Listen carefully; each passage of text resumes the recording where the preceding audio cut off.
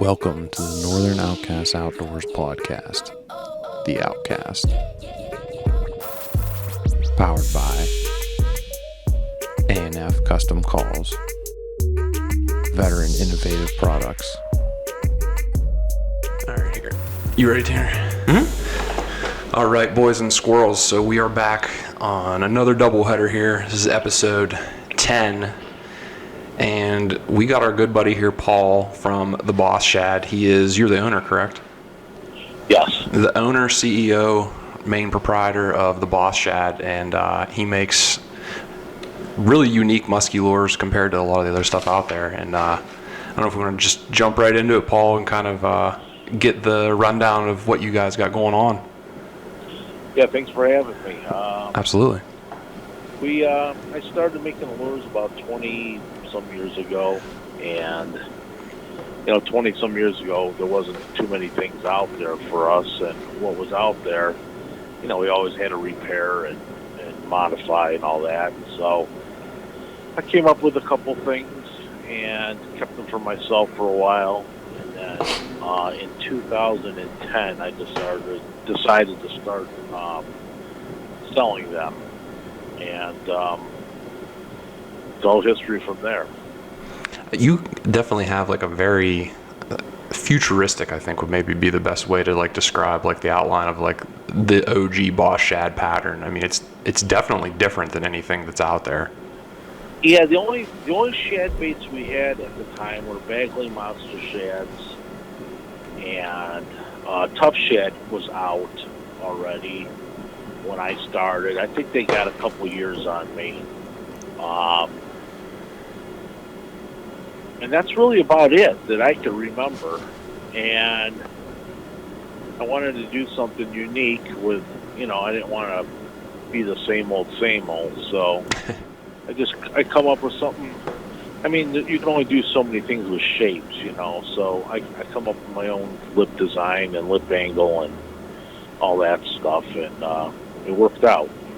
I mean, most of the OG ones, aren't really, I guess, for casting per se. I mean, you could definitely cast anything and catch one, but most of your stuff, it seems like the bigger trolling baits is kind of your niche area you kind of hang out in. Yeah, we definitely geared everything for trolling. I do have some people that definitely cast smaller stuff. I have a couple guys that cast the bigger stuff too, but it's more people are going to be trolling that kind of stuff. Yeah. So, I'm pretty novice as far as it's concerned. I didn't have parents that were real into muskies. It's just kind of something crazy I decided to do. But, when you start throwing around those bigger, 15, 16-ounce baits, you do that for a few hours, you're going to be feeling it, no doubt. Yeah, back then, the sport has really blown up in the last 15 years. But, you didn't have a huge choice of rods and reels. And now today, with all the big rubber baits and everything so big and heavy, they're making specific stuff. And you need it. If you don't have the right rod and reel, you're going to be done. Yeah. I know whenever I decided I wanted to try, I had an old repurposed catfish rod that I was trying to huck these giant freaking, carp-looking things out there. Yeah. What really drew you into wanting to chase musky, I guess? That's your main passion, right? I got my start. My family had a place up at Lake Chautauqua, and I kind of grew up there, and on the weekends, of course. And that was back then when a lot of people kept muskies, and everyone they caught they usually kept, and then they would have to tag them and register them. And fishing off the docks, I would always see these big muskies, laying in the grass, and you're poke, you're a kid, you poke the teeth and all that. So that kind of planted the seed for me, but it was still many years that I still didn't get into it until I got my own boat and all that many years after that.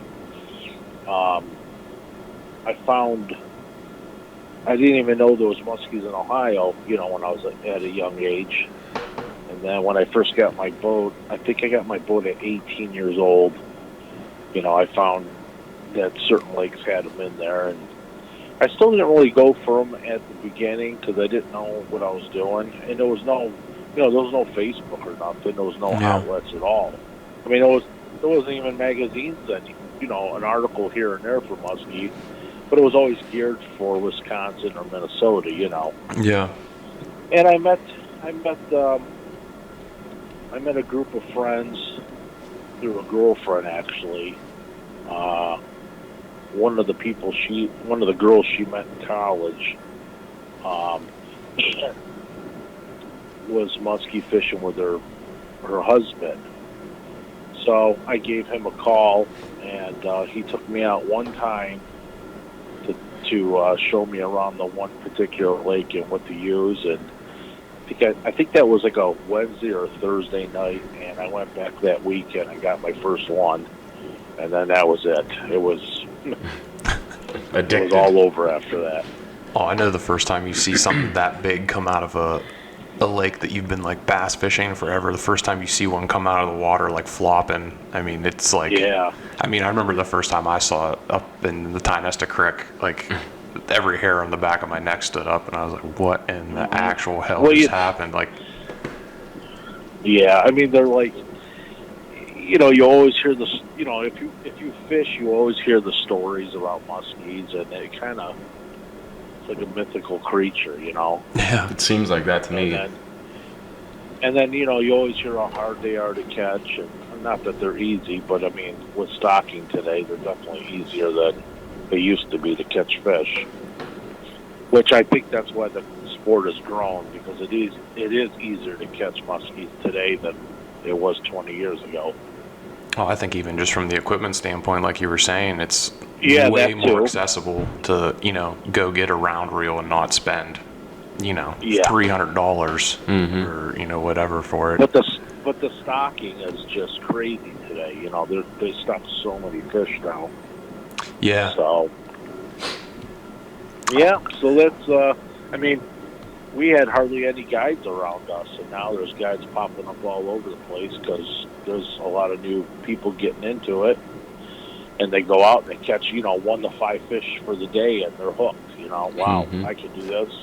So now I'm going to go buy a boat, everything else, and, there's just a lot more people on the lake than there was 20 years ago. I don't know about 20 years ago, I guess, whenever you were getting into it, but one thing I've noticed is the guys that are like the musky guys, like using air quotes here, are like very standoffish to like newcomers. Like, their spots are like way more sacred. Like, oh yeah. I even noticed it. I think I actually met you at Musky Max in Pittsburgh a couple years ago. I believe you were there, if I remember right. Yeah, probably. And I remember we were at the Dadson booth, and the one guy there was like a local guy. He was from Pittsburgh, and we were talking to him, and he was kind of, I mean, we don't know shit about shit at that point. I mean, we still don't, obviously, but he was kind of like, he was being really cool, and we were getting nothing but dirty looks from everybody around there. Like, dude, shut up. Why are you telling these kids, like secrets? Like, and it wasn't like secrets, but like, I don't know if it's like, just because of the mythicalness, I guess, like how you said, but like it's a different crowd for sure. Yeah, well, I think part of that is, there's only so many fish to go around, and they're only going to get hooks in their mouth so many times. Okay. Yeah. And there's very small feeding windows. So if you don't have your pattern, if you don't know your pattern for that day or for that week, or let me back up. So, because the windows are small, and because there's not that many fish to go around, and people get on a pattern, they don't want that pattern going out to everyone, because then the more people that catch fish, the less you're going to catch. Yeah. So I think that's why people are so tight-lipped. Now, there's some people that pour out all kinds of information. That's, that could be a problem too. And then there's guys that don't. So, the Muskies Inc. clubs always always tell you to help everybody, and Yeah. so there's half the group that helps, and there's half the group that don't want to help. But if you spend 25 years on the lake and you figure out all the movements of that fish, and you put all that time and money in to going all the time, and maybe no one's helped you a lot, and you had to figure it out for yourself, which I think that's part of the fun of fishing, which I think is lost today. Well, there's definitely truth to that. I mean, you can go on any YouTube video. People don't want to say nothing because, go out and fish. That's what fishing's about. Go out and figure it out on your own. If you want a tidbit here and there, that's fine. So I think that's why it is how it is. Now, you're based out of Ohio, correct? Yes. So do you get a lot of traffic from like the Erie guys up there that are like, with the bigger boats running the downriggers and all that crazy stuff? Or is it more inland stuff? Lake Erie's primarily walleye and perch. There's not a big enough population of muskies in Lake Erie to have like a sport out there. There's only a few a year pop up here and there, Yeah. And they're caught by accident. So I get most of my business is the surrounding states and inland lakes, and then Lake St. Clair. That's a great lake. So I get a lot of business from there. I mean, St. Clair and like the St. Lawrence and like up there, Yeah, that's kind of a holy land for muskie. Yeah, I get some business from French River and Georgian Bay area. What's like your number one seller for like those guys? Is it the OG Boss Shad, or like what patterns like seem to be your best seller usually? I have 78 patterns online. And I know it's ridiculous. I was just talking about this on the last podcast I was on. They're all good colors, and they all have their time and place. And every time I get rid of something, someone asks for it. So what I try to do is I try to stock all the really, really popular colors, and then I'll just stock one or two of the colors that are real slow selling. But for some reason, once in a while, it's strange. Something won't sell for like a few months, and then all of a sudden, 8 of them will go. And they're all from different states. So I know if people aren't talking, or, hey, look what I got. And a friend's like, well, if you have it, I have to have it. In other words, it's not like that. It's just strange. But, yeah, I have 78 patterns. To tell you the best colors, I couldn't even tell you. I mean, perch, any variation of perch or shad is probably my best patterns. I mean, you do have like the staples, like the fire tigers, the sucker colors, carp colors. I mean, the stuff that's in everybody's box. But you do have some very unique ones that I've never seen before. There was I forget, it was like Midnight something I saw. I was going through your site the other day. I was like, that's pretty freaking cool. I don't know if it works, but it's pretty cool.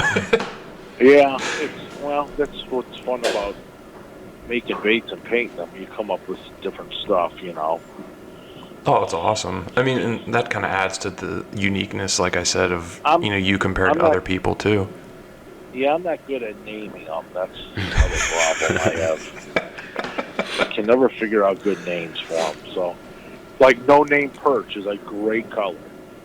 What one was that? Was that like a lighter one? I'm trying to remember because I was looking through them earlier. It's kind of bright, but it has perch markers. It's got like a big orange belly, and it's got an orange tail, and that is a really good seller. We catch a lot of fish on it, and it's called No Name because I couldn't think of the name. It's the perfect name. It's the perfect name. It's the perfect No Name Perch. Oh, that's awesome. It's just so I have to ask a lot of friends, what do you think? Name this color, because I have no idea. But the variations is, it's out of hand. I mean, there's so many shads and there's so many perches, but they all seem, sometimes some are better than others. I don't know. Oh, for sure. I did notice the too, way you it have is. like kind of a wide range of sizes too, especially with that Crime Boss, the smaller one. I mean, you could probably use that as like a, a nice bass bait, honestly.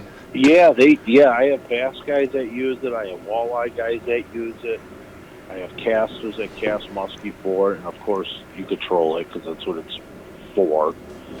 I got that size, which is 3.5, and then I have the 4.5, which is, that's the beginning stages of the business. That's the first one. That's my most popular. And then I have a 7, which you can get 2 lips for it, a shallow lip or a deep lip. And then I make a 10, which is special order.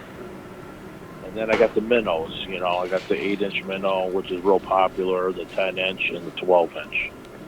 Yeah, those are kind of, I guess, the more standard profile when you think of like a musky bait. Those ones, the minnow profile, right? Yeah, the minnow. Once again, the minnow. Yeah, the profile is the same. I did change the lip and lip angle to not copy, so that's unique to it, and it makes it run way completely different than like a grandma minnow or a Jake. Yeah. And those are made out of mahogany Oh, really? instead of cedar or plastic, which normally is what they are. Yeah, it seems like the mahogany has a good snap to it because it's heavy. Like audibly off like rocks and stuff, you mean like? No, just trolling it. It's got a real the wiggle's different. Oh, like, okay, the track. I got you. Yeah.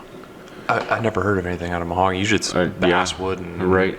Yeah, stuff I've never. like that. Yeah. It's pretty different. The rest of the baits are cedar, but all the minnows are mahogany. And then I also have a line of resin baits that are for the stores. I'm not too many stores like I used to be.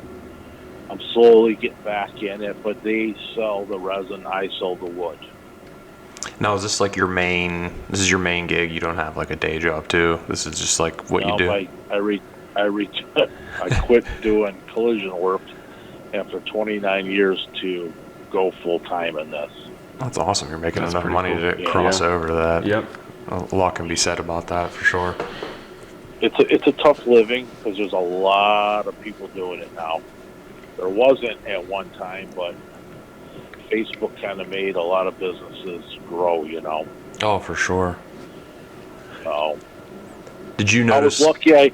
I'm sorry. I was lucky. I got into it and I got popular before the Facebook phase, which was nice because that's when word of mouth is what sold you baits. Yeah. So if your baits weren't worth the shit, no one was going to buy them. Yeah. The first time we tested them, we just wrecked them on there, and there was people at the dock waiting to see them and order them. So it was kind of a little bit of luck was involved, and the baits did its job, and that's how it all started. And I wasn't going to be one of those bait makers that you had to wait for stuff, and I didn't want to have a business like that. I wanted to put out product. My goal was to be in everybody's tackle box. That was my goal. Yeah. Seems to be working. Yeah. If you've been doing it for 20 years and you're still, have this many patterns and sell them to most of the United States, I'd say you're doing all right. Yeah. It actually amazes me how many baits that sell. It's pretty cool, actually. I walk 15 steps to the shop, but I put a lot of hours in. People just don't understand how many hours a bait maker puts in.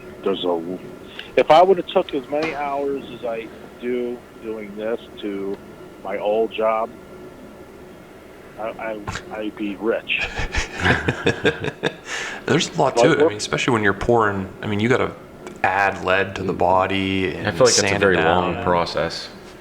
Yeah, like a couple guys out there. They kept track of how many times you touch that bait from start to finish. Yeah. And it's like 40. It's almost 50 times. Wow. No kidding. Jeez, oh man. Well, And when I first started, it took 2 weeks to make 22 baits or 23 baits. no kidding. Jeez, oh man. Yeah, I used to be like, I still loved it, you know. Yeah. And as time goes on, and you ask for help from wood people, people that are in that production part of the business. You start learning stuff and how to be faster and making jigs so everything's the same, and not talking to other lure guys, but talking to other people that know production. We'll put it that way. Yeah. Oh, for sure. And it's still a never-ending thing. I mean, I make some stuff still that I tell myself, why did I do this like 15 years ago? I can't believe that. So that's what's cool about it, because it's never-ending learning process. Oh, for sure. But the wood baits are definitely. I mean, there's a lot of work to them. When you're making, a lot of baits per year, it's a lot of work. But it's fun work, Oh, that's the most important part when you're doing something. And yeah, I know great. Going to these shows and stuff like that, when you see even no-name guys that roll out like a wall of whatever they have, I mean, they're works of art. I can't even call them just a lure, by the time you paint them and all that crazy stuff. I mean, they're pretty large-sized, works of art. I mean, people say, you paid how much for that? And it's like, well, dude, go watch the guy make it, because, I don't have a problem paying for it, because I understand, what the process was to go into it, and it's arduous, to say the least. Yeah, custom wood baits versus plastic. I mean, to me, it's two different things. You could design a bait, pay the money, and get a injection mold made and pop them out, and then you send them to a painter, or you paint them yourself. But to take a piece of wood and work the wood up, and then the finished product, that's a whole different ballgame. Oh, absolutely. But people love the wood baits. You always get that special one That's just chewed to shit, like most of the paint's gone. Yeah. Yeah, just wreck fish. It seems like everybody that is a half decent musky guy has at least 2 or 3 of those. It's like the go-to. Mm-hmm. I mean, really lose them. So, you use something for so long, it's gonna get lost or snagged, or it happens. I'm good at losing baits. Yeah. And we've all lost our best baits. Oh, for sure. But if you're afraid to use them, don't. If you're afraid to lose them, don't even tie them on. Then Mm-hmm. That's right. But then it defeats the purpose of its purpose. Yeah. Because I mean, they're tools, right? They're tools to catch fish. Yeah. Right. Absolutely. Yep. I mean, But today a lot of people collect and trade, and that's a new thing now. But for me, it's about catching fish, and that's what they are. They're tools to catch fish. So when does your season usually start for you? When you start hitting the water? As soon as it opens. Now, As soon as the ice is off, we're gonna start.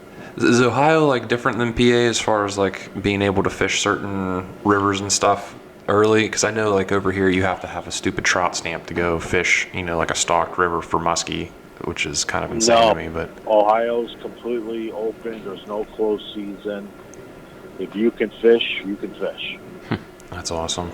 Do you prefer the colder weather if you're fishing from the shore, or does it matter in the boat? You're going out there and freezing your balls off? Yeah, well, I got a whole house set up, so I'll put the top up, the side curtains, the front curtain, the back curtain, a heater inside. You got it laid out perfect then. Yeah, we don't fool around in the spring and fall. That's awesome. Do you?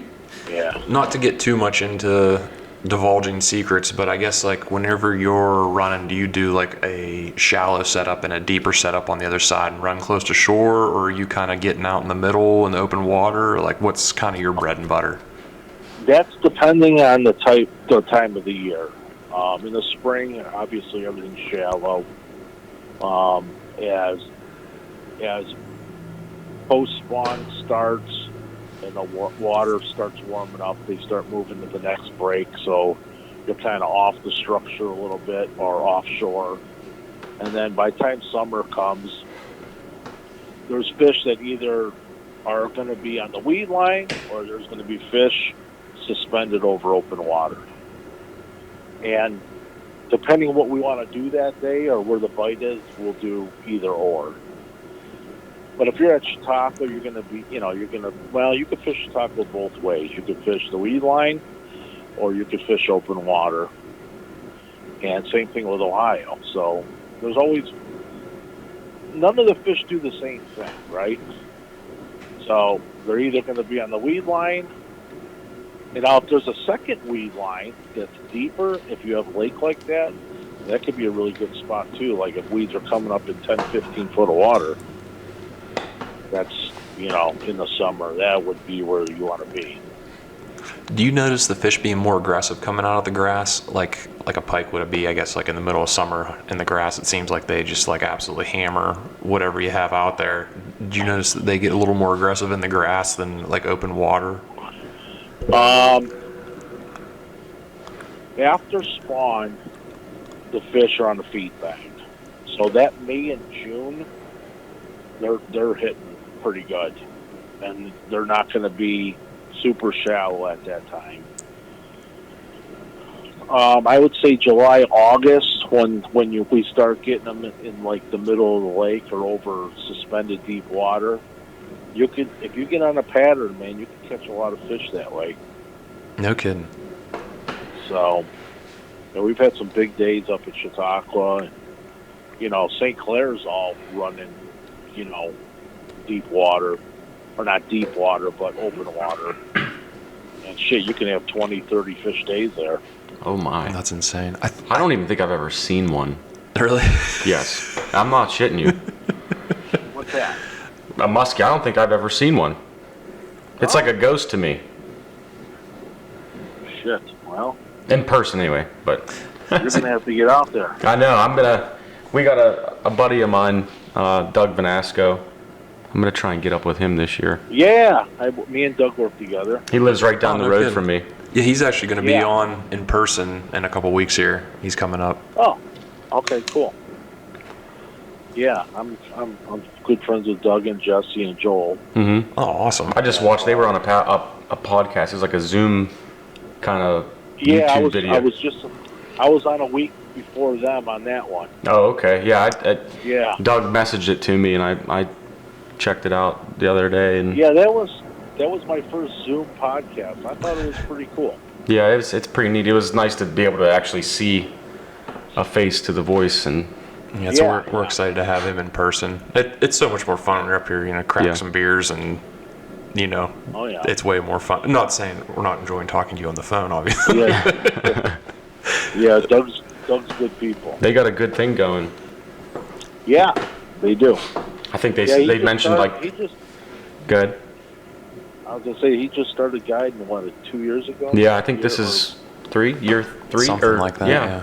I'm not sure. 2 or 3, something like that. Since we've been following at least. I think that this might be a second year. I think you're right. Yep.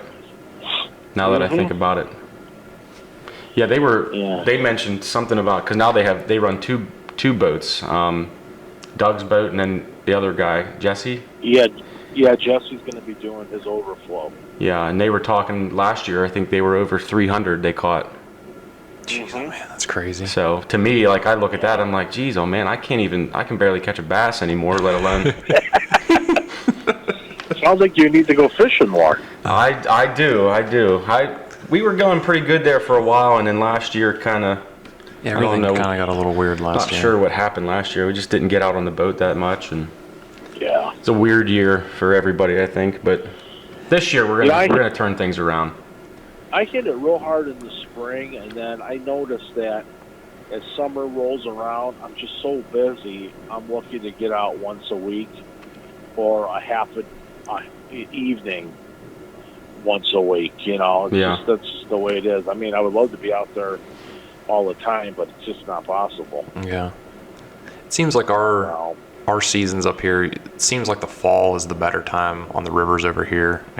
Obviously, I'm not speaking from any expertise, but from all the action that I've seen, like it seems like there's more traffic on the Allegheny in the fall than in the spring, or vice Is that your versa. home water, like the Allegheny and Tionesta River? Yeah, that's my camp's in Tionesta, so usually my big week is whenever I go turkey hunting in the spring. You can only hunt till noon, so once I hunt till noon, then I'll take a nap, go down to the river and fish for a few hours, and then head back up to camp or whatever. But all my experience has been in the river casting. Well, there's muskies there, so. Oh, there's plenty of them. Yeah, you got to start chucking some lures.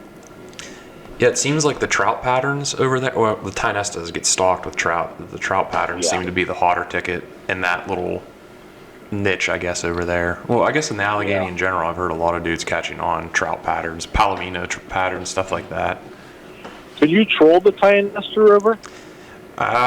You might be able to. You could definitely troll the lake, the little reservoir before the dam. Usually when I'm fishing, I've been there before. The river itself is too little to get. There's some spots you could, like if you have a like a jet prop. Oh yeah, you could sneak you in definitely there. do a lot better than just a regular outboard.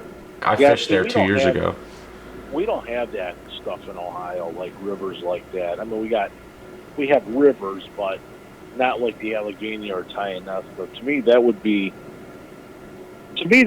fun because it doesn't get as much pressure as the lakes do. Yeah.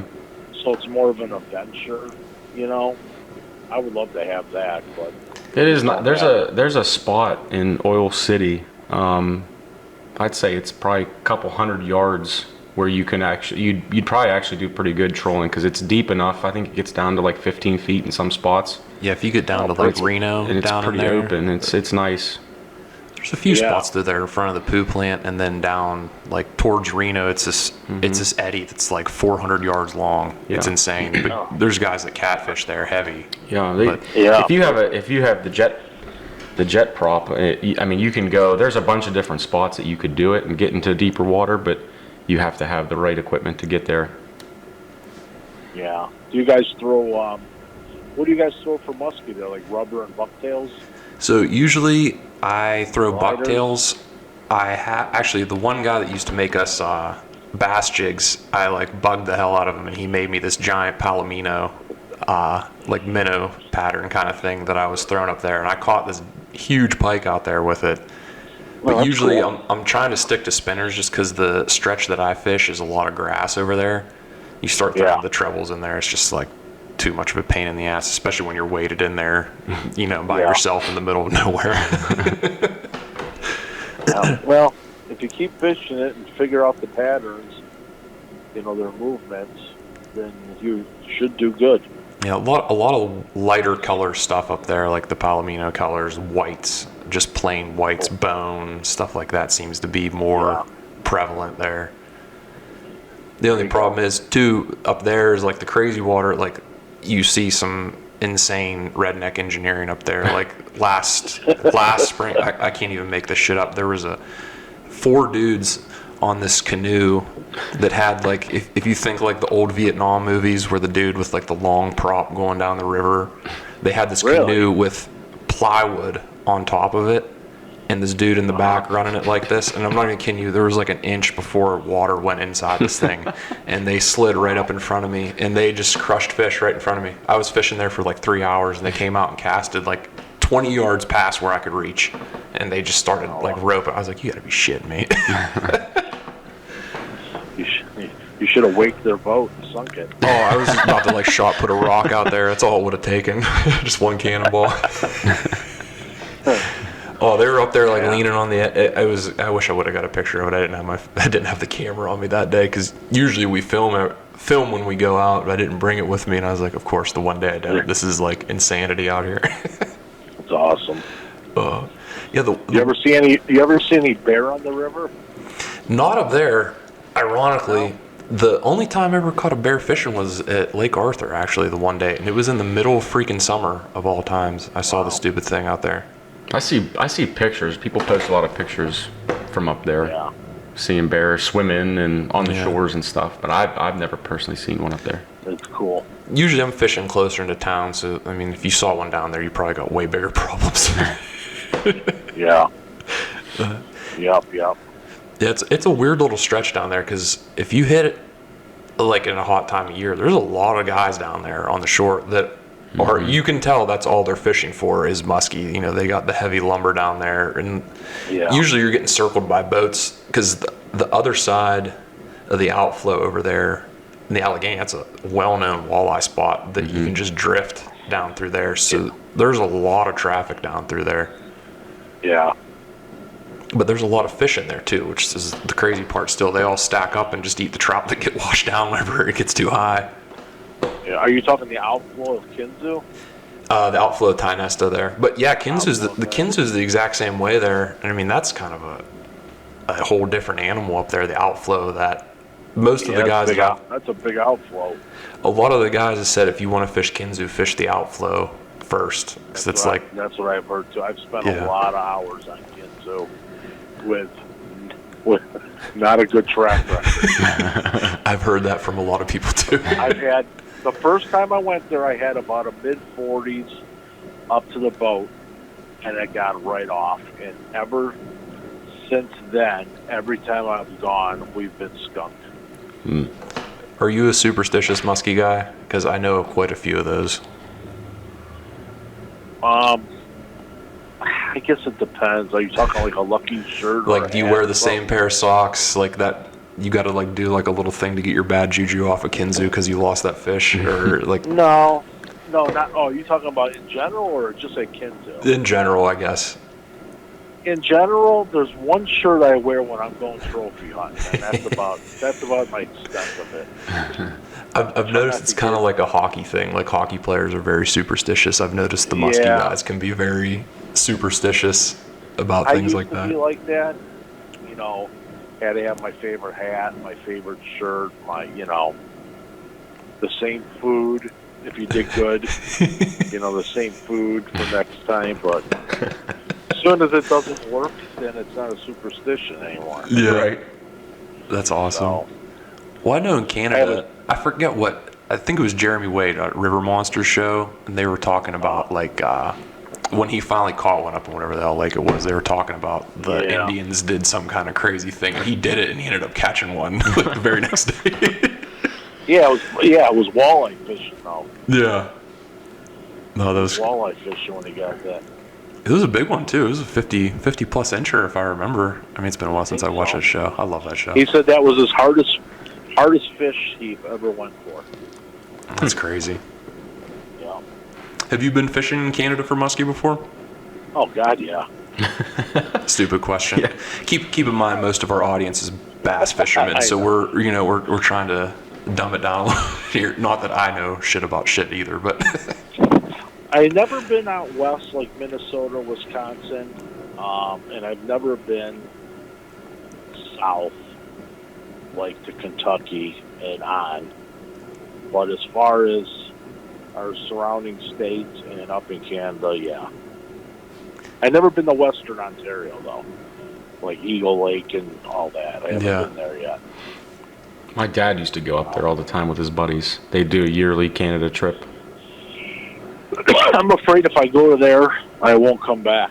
I'd be afraid to go there right now. They're freaking locking people up in government facilities if they test positive for COVID right now. Yeah, I heard a rumor that they're going to let us in this year if you have a COVID test or a COVID vaccine. It's a trap. I heard that twice this week, so I don't know how true it is. I'm about to go to Texas the way things are right now. Yeah. It's crazy. Hopefully everybody's back to work so the lakes aren't as congested, yeah. Yeah. Because last year last spring it was bad. Ooh. It was bad for everything. Hunting, that's the one thing everybody's been saying across the board. Spring turkey in Pennsylvania was a shit show because of that. Yeah. I can't even imagine what the fishing scene was like. I never seen the lakes last spring as bad as they were last spring. I've never seen that many musky fishermen on a particular lake every single day. That's insane. I mean, it was insane. It's good for the sport, but at the same time, it's like, dude. Yeah, go to work. Yeah, get the fuck out of here. Well, yeah, no, everybody was off of work. At the same time, yeah. nobody knew what the hell was going on with the virus. Yeah. So, did you notice an uptick in your sales from it too? man, I'm usually pretty busy in the spring, but last spring was off the hook. That's good. It was bad, and I told myself this year that with no shows going on, I was going to build like if I was going to every show, because I did not want to get caught with my pants down in the spring again. Oh yeah. It's better to be prepared, that's for sure. But it's already starting. These last few weeks have been a really influx of orders. Yeah. So, but you know, it's funny. Last winter, before April, like we're talking like December, January, February, it was probably my worst 3 months out of all the years I've been doing it. It was like no sales. I don't know if people were scared because they knew the COVID was coming. Yeah. But once the COVID came and people were off work and they started fishing, it was insane. That's a good thing, I guess, for you, but it's wild. Everybody said the same thing. The one guy we had on, Matt Futere from Texas, he makes broadheads. He said the same thing, but it was like he started getting orders from Dubai and crazy places like that for broadheads. Wow. Yeah. Yeah, but isn't hunting over by then? Well, I mean, the off season, we all do like 3D shoots and all that stuff. I mean, the summer's like the summer's probably just as busy, I would think, honestly, for archery than the fall. I don't hunt, so I don't know. It's more or less just preparation stuff and practice. Yeah. Oh, for sure. My daughter hunts, but I don't. I don't know. I have no idea where that came from, but... Well, I mean, you're on the water, so that's half right? We've lost... she's lost all her hunting spots. She didn't even go... She hasn't gone in 2 years now because you can't find anywhere to go, and she doesn't want to go to a public land. Yeah, I can't say I blame her, honestly, especially the way last spring was. It's turning into the Wild West out there, for sure. Yeah. Because we have a lot of public land by us, and we have a lot of Amish by us. Oh, God, yeah, we do too. Good luck. Yeah. You might as well just stay home. That's all I'm saying. Yeah, you might as well just stay home when they show up. You don't need to say anything. Jeez, oh man. Everybody listening knows. My blood just started boiling. You just said the name. Oh, God, that's funny. And then it's funny because I was not promised, but I had a couple guys that were going to let her hunt a few days on their land, and I never got the call. So the Amish, they do the same thing hunting season and for fishing. Fishing, they might actually be worse. Everything. Yeah. Oh, I just want to sink all their boats when I see them. I don't have a problem with them. I know other people do. So, I mean, I can't... I've only heard stories. They're probably all true. But it's always the same story. Yeah, 100%. The one thing we have, too, and this is kind of crazy, at Lake Arthur, it's like kind of the central lake to us. It's so overpopulated with overfishing and everything on a normal year. But there's an insane amount of Oriental, Korean people, and like Asian people that go there, and they're like the Amish of like Lake Arthur, which is insane. The one year I went down, and there's the one little outflow, which is a very well-known musky spot down there. And I went down with my gear, and I was going to go down. I got down to the edge of the hill there, and there was 20 dudes down there. I was like, I ain't even going to waste my time. And these couple black guys were standing up on the top. They were just like, motherfucking this and that. And then I said, you guys have any luck? And they're like, man, these guys down here are making bluegill sushi on the rocks. And I'm like, what are you talking about? He goes, them down there. And they point down, and there's like a family of 20 people down there with a fire going on the rocks down by the river. And there's kids with cane poles, just, everything. And they're cooking them up right there on the shore. I didn't know there was a lot of. I didn't know there was that many Asians by Lake Arthur. I think they come from like Pittsburgh, the Cranberry, Pittsburgh area, because there's not a whole lot of lakes like of that size around us, and that's kind of right off of 79 there, which is the main highway to Pittsburgh down there. But we'll be fishing out there even from the boat, and you can see them. They're weighted out there in their shorts, like with cane poles and cast nets and all kinds of crazy stuff. It's wild. And they have to use cane poles. Are you serious? I'm not even joking when I say. Just boy. They got everybody out there. The kids. I mean, there's like little kids out there, like up to their neck out there. Well, maybe they're getting food to sell in the restaurants. Yeah, maybe. Fresh carp. Yeah. Yeah. Oh man. Do you have any crazy stories from run-ins with you out on any of the bigger lakes? Oh boy. Anything good that comes to mind? Too many. Too many to pick one. I don't know. I don't know if anything's appropriate. We're pretty laid back when it comes to literally say anything. There was the one video that's been circulating around on the internet of the guy that was musky fishing for shore, and a jet ski freaking plowed into the side of his boat. Oy. Like screaming, plowed into the side of his boat. I think that was from last year, but it started going around again. I saw it again the other day. I think I've seen that. I guess the only crazy story I can remember is during the July 4th weekend on West Branch, there's a big Jewish family that comes to the marina and rents the boat. Mm-hmm. And they never rent like a pontoon boat. They rent like this, like a speedboat. And they have no idea how to run a boat. And the whole family piles on in their suits and the hats. There's that kind of, there's like Orthodox Jewish. The Hasidic ones, yeah. And there's buoys all around the marina, no wake. And as soon as they come out of the dock, it's full bore. And me and my daughter was young at the time, she's like, I cannot believe those people aren't getting stopped. And I'm like, yeah. Well, the next year, we just happened to be there at the same time, and they were back. And they came back and did the same thing. And it was like, oh yeah, that's one story that comes out.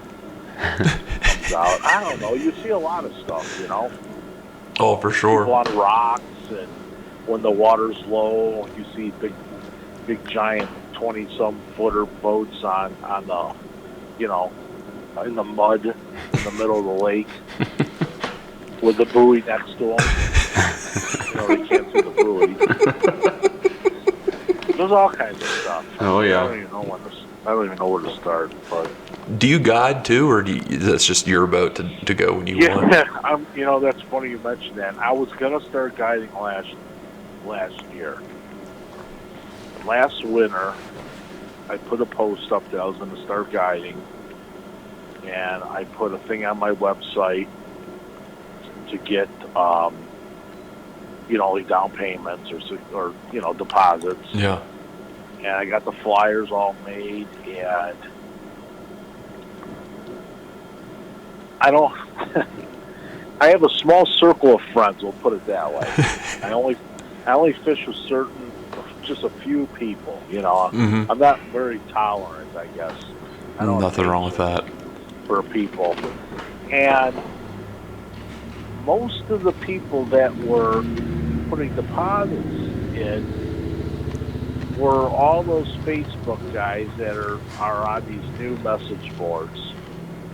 And I'm thinking to myself, I don't want to be taking these people out. I spent all these years figuring this out. I don't really need, the extra money would be great, but I just don't want to give it all up, you know what I mean? Right? Yeah. Oh, for sure. And I only wanted one person per trip. Because I wanted to do like a learning thing, one person. Yeah. And no one that put a deposit down wanted to go alone. Yeah. So I'm trying to make scenarios. Okay, I got to get there like way earlier to get the boat in myself.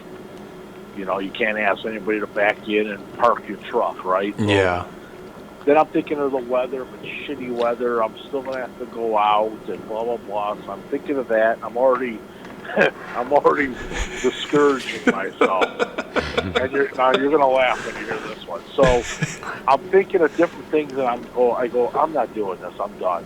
And my wife's like, well, why now? I go, because this is what's going to happen. I'm going to get 300-pound guys walking down the dock with tackle boxes and coolers, and I go, I'm going to be pissed off before I even leave the dock.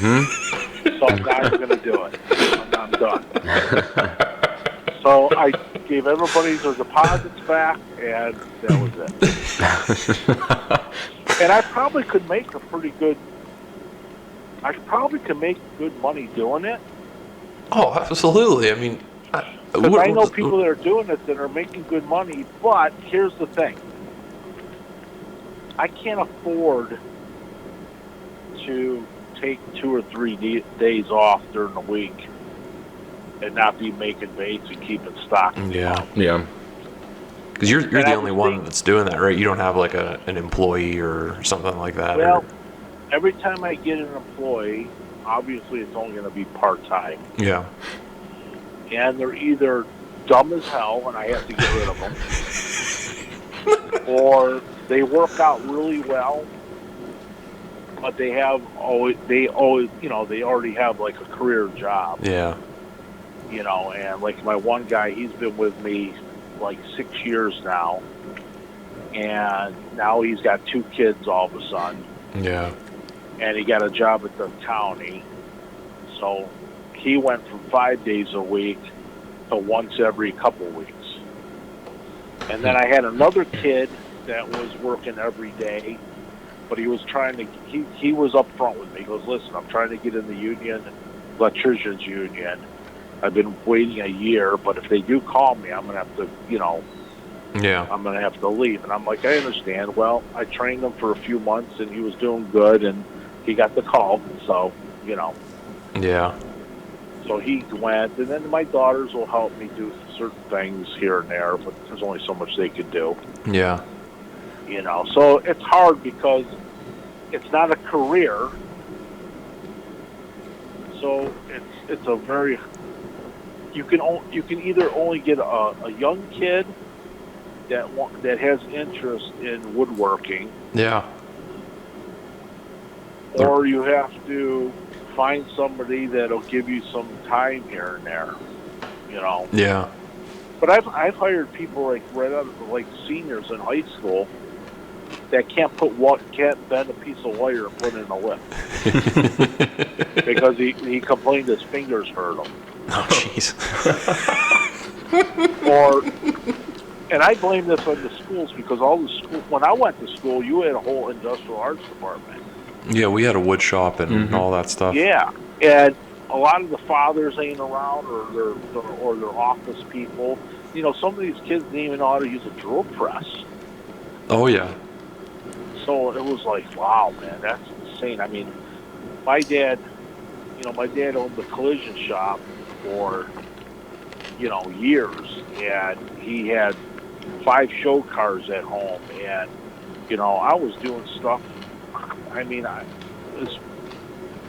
was holding stuff while he welded it when I was 5. Yeah. He would scream at me when the spark hit me, and I moved. That's a very relatable story, unfortunately. I mean, I was always working out in the garage with him. That does say a lot, though, about the state of our country. I mean, when I grew up, and I my can't dad still have has a his wood musky shop. person help me either. That's Yeah. one of my rules. It's probably a good rule, honestly. It's got to be a non-fisherman, we'll say. Yeah. How many lures on average, do you think you sell a week? Say your busy season, like show season. Like, how many do you think you sell a week usually? I think I lost you. You still there? Yeah, what happened? I don't know. Something. That was what's the last thing you heard me say? Couldn't have musky fishermen help you. Yeah, we'll have to edit there. Yeah, I won't have. I mean, they could fish for bass or walleye, but I won't have a musky guy help me. No way. That's understandable. Mm-hmm. There's too many eyes going around, Right. Spies. Yep. Too many eyes. I don't even let people in the shop. I don't blame you. I mean, that's your livelihood, though. Like you said. I made that mistake 2 times, and never again. Oh, jeez. So, I get a lot of people that want to pick up stuff, and I'll meet them at the store down the street. Oh, for sure. Don't blame you there. No, not at all. That's funny. Do you? Yeah, I don't know what. Good. I don't know what happened there. We still picking up all right? You hear us now? Yeah, I can hear you. That was weird. I don't know what happened. Cell phone must have did something funny. How many lures do you think you sell on average a week, like during show season? Well, it depends how many shows I go to. like a normal week for you, like during your busy season. I usually bring 300 to 500 lures at a show. No kidding. Jeez, oh man. And I'm not going to say I sell out of every one, but I get pretty close. Yeah. There's always that oddball color that'll stay. Yeah. So I get down to like 10, 20 lures maybe. No kidding. That's pretty damn good. Yeah, I would say. I would say. A couple times I've bought a lot of stuff, like in the beginning, because I didn't know how much to bring. Yeah. Well, the new thing is to not bring many lures, to sell out real quick, and that way you can brag that you sold out. Which is stupid. You're paying all that money to be there. Right. You might as well try to make as much money as you can, so bring as much product as you can. Yeah, I know. Shit, one of those tables, even just a little table at one of those shows, I mean, you're out $100, $200 just right off the top, not mentioning travel costs and food and everything else. It's usually it's definitely $1,000 by the time you pay for your booth. Yeah. Get a hotel room. Your food. Man, there's all kinds of expensive. Your food you're going to eat regardless if you're home or there, but beer. Oh, yeah. You drink more beer. Oh, yeah. Yes. So you have the beer. You're always going to buy something there. Mm-hmm. And then what about the time off of work? Yeah, that too, for sure. You got to take a few days off of work, and it's $1,000 easy. $1,000. Yeah. So that's a lot. That's a lot of lures to make up to break even. Yeah. Oh, for sure. I mean, like $40, $50 per lure too. And by the time you sell your 400, you double what you spent basically. Well, my Crime Boss is 30, and that's the lowest, and then 4.5 is 38. So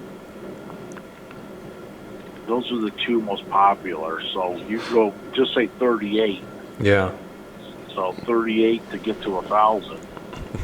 You got to get your feet moving. Yeah. Yeah, and really that's the break even, but that's still not. You still got costs in making the lure too. Yeah, and your time too on top of that. Yeah, depending on what you want to make per hour. Well, that just goes to show you how much passion dudes have into that stuff too. To go to hit like a string of shows, like even regionally, just hit like the 3 or 4 that are around here. I mean, it's it's a crazy. The Musky scene is a crazy thing to the people that don't know. There used to only be 2 or 3 shows a year, and now they're everywhere. What's your favorite one to go to? Musky Max. Yeah. I'm kind of pissed they got rid of it down in Pittsburgh. They had it at what was that? The Sheraton. Is that what the hotel was down there? Yeah, my first Musky show was the one at the school. Down in Cranberry. Yeah. Yeah. Yep. That was my first one. They're still not like super big compared to like the other ones either too. It's still very, I guess, like cult kind of following. I think it's perfect. It is. I would agree. You don't feel like overwhelmed when you go into one of those. Like if you go to like the Erie Sportsman show, that's like fucking insane when you walk into that thing. Yeah. I think it's it's not huge like Chicago, and most of those shows you can get the same stuff, but at the Musky Max there's a lot of different stuff that you can get that you can't get anywhere else. Yeah. So that's what makes it unique, I think. We did meet a lot of really cool people when we went down to that, like the guys that made those Red October tubes up in New York. Those guys are really cool to talk to. Yeah. You know, when you finally get someone that's willing to talk to you, they're usually really good people. Yeah. Are there going to be any shows this year? They didn't do the Musky Max last year. I don't know what the plan is this year. I haven't been following it either, though. No, last year they did it, but it just made it. Okay. If it was a week later, it would have got canceled from COVID. Okay. So this is the first year it didn't happen. That's what it was. And then Ohio didn't happen.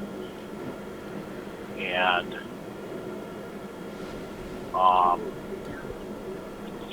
what else didn't happen? Chicago didn't happen. All of them didn't happen. Yeah.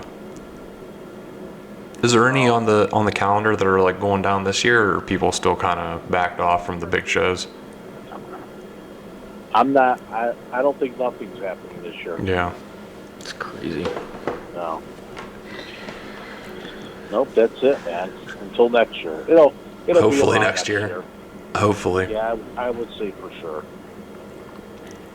Well, we're right at about an hour here. Do you got any final words to say to the uneducated people that listen to our podcast?